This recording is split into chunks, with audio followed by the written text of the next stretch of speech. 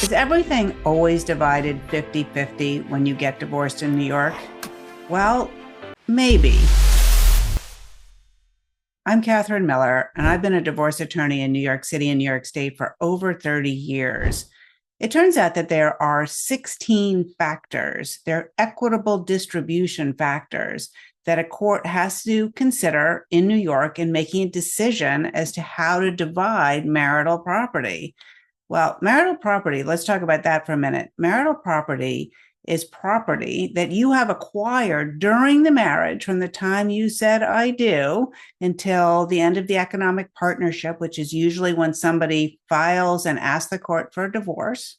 That's what you have acquired during that period of time due to your own efforts because you worked or your spouse worked. That's what's marital.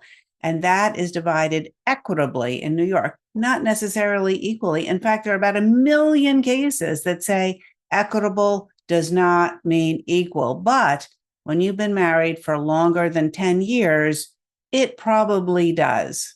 It probably means that most of your marital assets will be divided 50-50, but there are a couple of exceptions. One huge exception is businesses. If one of you is a business owner or you both are, that business interest, the value of the business is very unlikely to be divided 50-50 unless maybe you have a mom and pop candy store or a barber shop and you're both working there. But that's not usually the situation.